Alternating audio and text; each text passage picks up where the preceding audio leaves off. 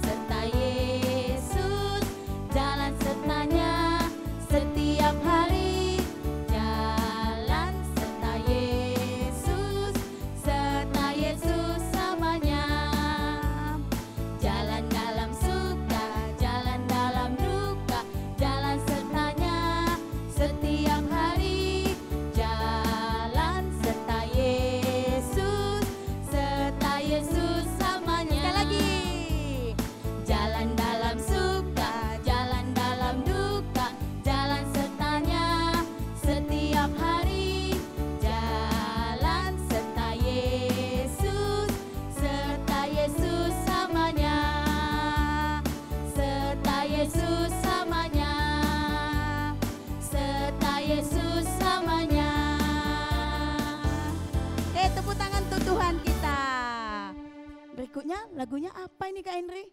Oh iya Kak Eli, kita harus belajar sabar loh. Iya, amin. Kakak-kakaknya belajar sabar, adik-adiknya di rumah juga belajar sabar ya. Kalau begitu lagunya apa? Kasih itu sabar. Yeay, mari kita nyanyikan pujian kita, Kasih Itu Sabar.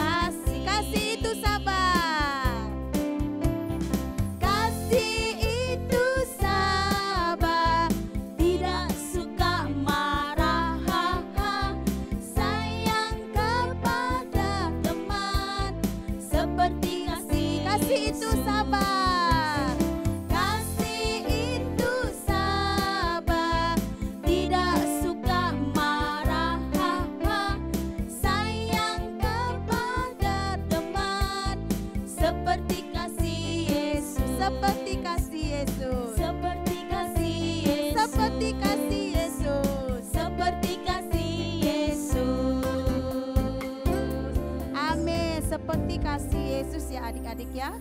Oke, puji Tuhan. Nah, Kak Eli, sebentar kita mau mendengarkan firman Tuhan. Amin. Adik-adik, siapkan hatinya, duduk yang rapi, dan kita akan memuji Tuhan untuk mendengarkan cerita firman Tuhan. Ya. Kita akan nyanyikan pujian kita terlebih dahulu. Bapa, ku datang padamu.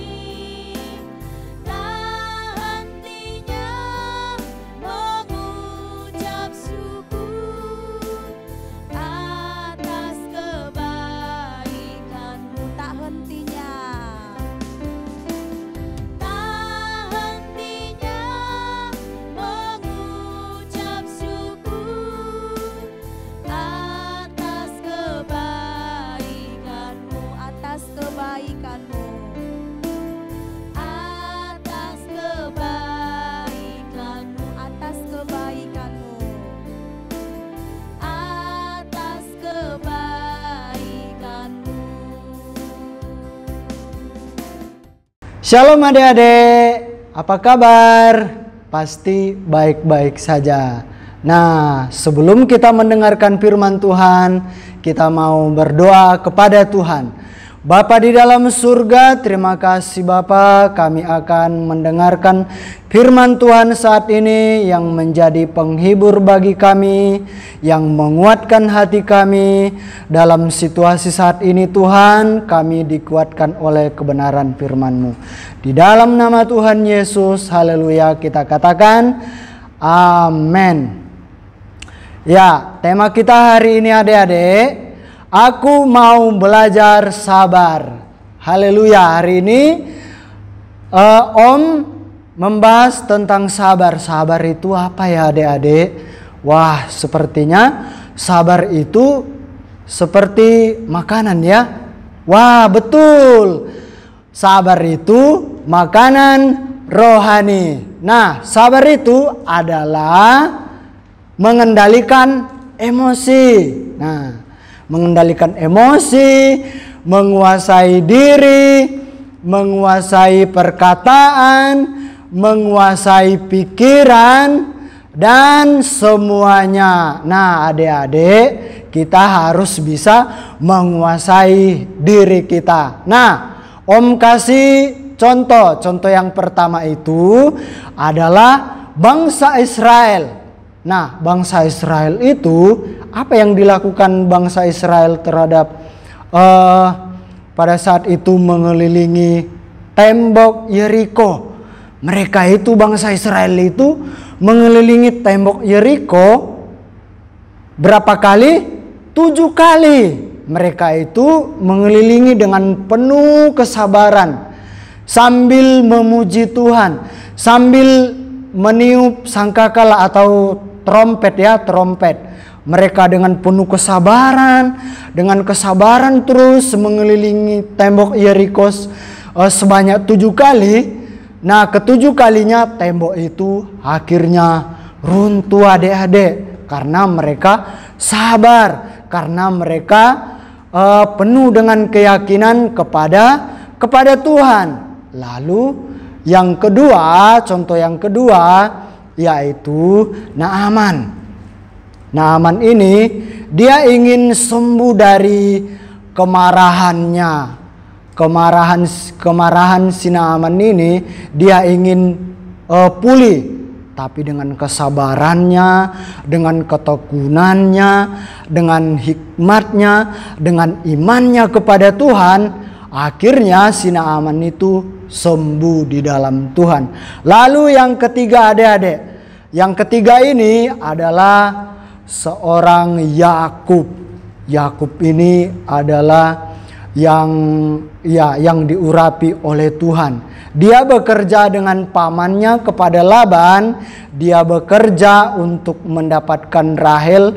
Dia bekerja selama 7 tahun. Wah, waktu yang sangat panjang sekali, adik-adik. Dia bekerja dengan penuh kesabaran, dia bersabar terus, dia bekerja dengan sungguh-sungguh, dengan penuh sukacita, dan bekerja, dan selama 7 tahun dia mendapatkan yang pertama, Lea, adik-adik. Lalu pamannya itu berkata lagi, ya bekerja lagi selama 7 tahun. Jadi tambah 14 tahun. Lalu Yakub pun bekerja selama 7 tahun lagi, bekerja. Dan akhirnya Yakub mendapatkan Rahel dan bekerja selama 14 tahun. Nah, sekarang yang paling sabar kira-kira siapa ya, adik-adik? Siapa ya? Yang paling sabar adalah Tuhan Yesus. Siapa, adik-adik? Tuhan Yesus yang luar biasa. Walaupun kita berdosa, walaupun kita berkata-kata kotor yang tidak baik kepada Tuhan, yang tidak menyenangkan hati Tuhan, yang menyakiti hati Tuhan, tetapi Tuhan itu sabar, adik-adik. Dia menunggu kita kapanpun kita datang kepada Tuhan. Nah, sekarang kita lihat ayatnya, adik-adik, bagaimana sabar itu, belajar sabar. Mengapa kita harus sabar? Apa tujuan sabar? Kira-kira apa ya, adik-adik? Nah, yang pertama adalah tertulis dalam kitab Yehezkiel 25 ayat yang ke-14. Bunyinya, aku akan melakukan pembalasanku terhadap Edom dengan tangan umatku Israel, dan mereka akan memperlakukan Edom selaras dengan murkaku dan amarahku, dan mereka akan mengetahui bahwa akulah yang membalas. Demikian firman Tuhan. Nah, di ayat ini sabar mengajarkan kita tidak boleh membalas kejahatan dengan kejahatan, adik-adik. Kalau punya teman yang suka berantem, yang suka marah-marah, nggak boleh membalas kejahatan, adik-adik. Harus membalas dengan kasih atau nasihati, kasih motivasi. Nggak boleh emosi, nggak boleh melakukan kejahatan atau mencuri, itu nggak boleh. Kasih aja nasihat ya adik-adik, nggak boleh membalas kejahatan, harus membalas dengan kasih. Lalu yang kedua, ayat yang kedua yaitu Amsal 15 ayat yang ke-18. Bunyinya, si pemarah membangkitkan pertengkaran, tetapi orang yang sabar memadamkan perbantahan.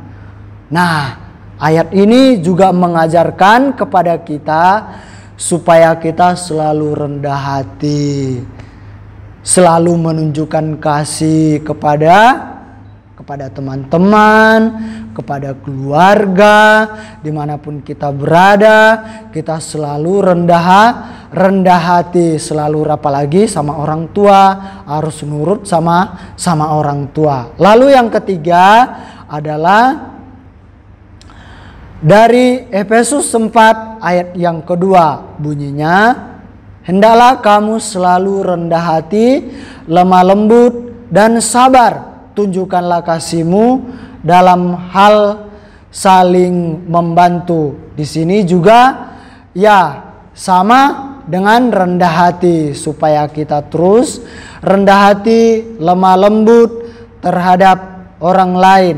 Nah, yang keempat adalah,